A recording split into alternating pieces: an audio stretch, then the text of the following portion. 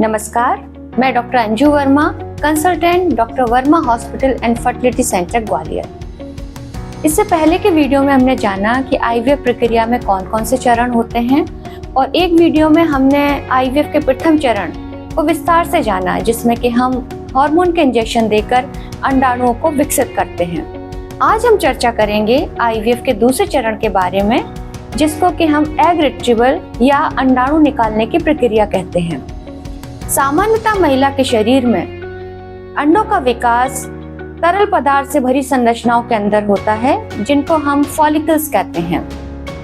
ये फॉलिकल्स महिला के शरीर में इंजेक्शन द्वारा विकसित की जाती हैं। सामान्यतः यदि कोई महिला की माहवारी रेगुलर है तो एक फॉलिकल बनती है, किंतु हमने पिछले वीडियो में भी ये चर्चा की थी कि हमें आईवीएफ प्रक्रिया में कई अंडों की जरूरत पड़ती है, अतिरिक्त अंडे हमको चाहिए होते हैं। इसलिए डॉक्टर्स हार्मोन के एक्स्ट्रा इंजेक्शन देकर एक से अधिक फॉलिकल बनाने का प्रयास करते हैं। इन फॉलिकल की दीवारों से ही जो अंडा होता है या जिसे हम एग कहते हैं, वो अस्पष्ट तौर पर चिपका होता है। मतलब कि बहुत सख्त तरीके से नहीं, पर हल्का सा उस फॉलिकल की दीवार से वो अंडा चिपका होता है।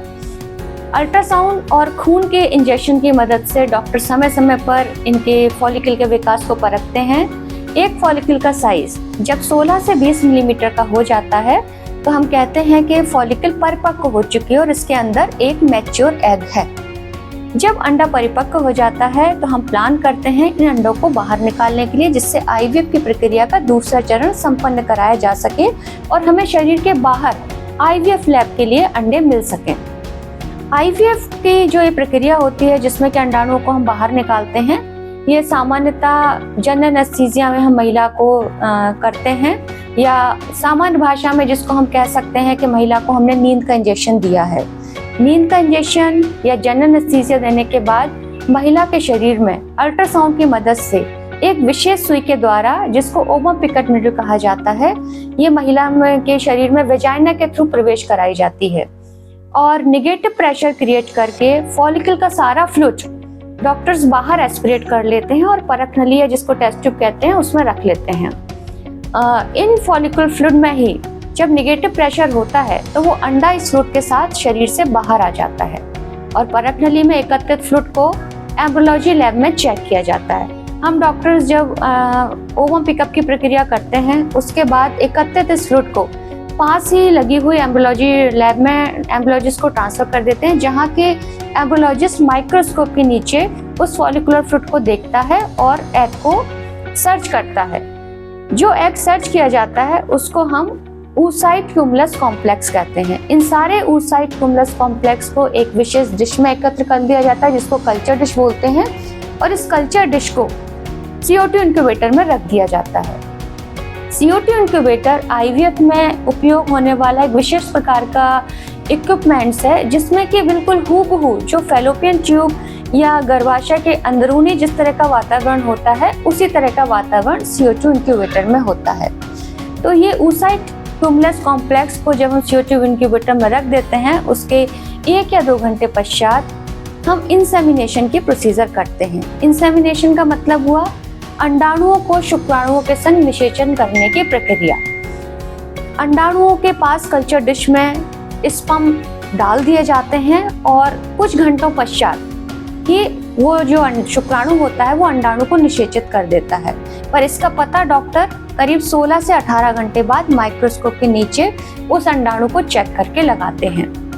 तो अंडाणुओं को निकालने के बाद हम जब सीमन कलेक्शन की बात करते हैं, तो सीमन कलेक्शन भी एक तरीके से आईवीएफ का तृतीय चरण कहलाने से अच्छा है हम उसको कहें कि आईवीएफ का जो दूसरा चरण है एग रिट्रीवल का, सीमन कलेक्शन उसका ही एक पार्ट होता है।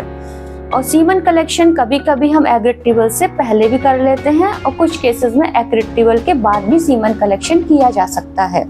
सीमन कलेक्शन करने के लिए जो पुरुष होता है या महिला का पार्टनर होता है, उसको विशेष इंस्ट्रक्शन देके कि किस तरीके से सीमन कलेक्शन करना है, एक स्पेशल कंटेनर दिया जाता है और पुरुष उन अपने सीमन को उस स्पेशल कंटेनर में एकत्रित करके लैब में ट्रांसफर कर देता है, जहाँ के एम्ब्रियोलॉजिस्ट उस सीमन में से, सेमिनल फ्लूइड में से स्वस्थ शुक्राणुओं को परिष्कृत करता है और अलग ट्यूब में रख लिया जाता है। इसको हम सीमन वॉश कहते हैं।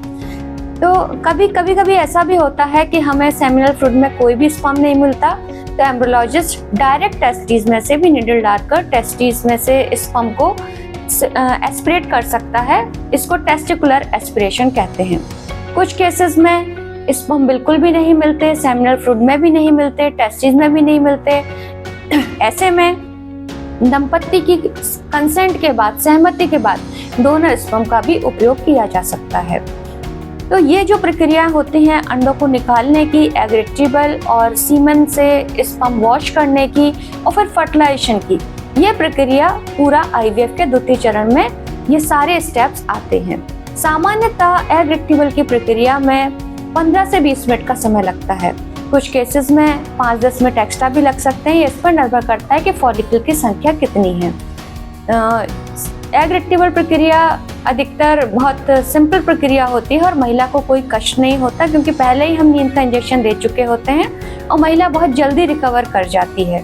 2 से 3 घंटे महिला को रिकवरी रूम में रखने के बाद डिस्चार्ज कर दिया जाता है।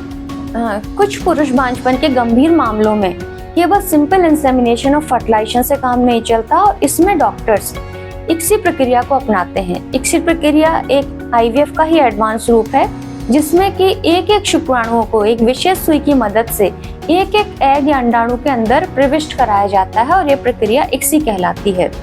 तो ये था आईवीएफ का दूसरा और तीसरा चरण, जिसमें कि अंडों को निकालना, स्पर्म को वॉश करना और फर्टिलाइज करना और निषेचित करने के बाद उनको चेक करना कि वो अंडे फर्टिलाइज हुए कि नहीं।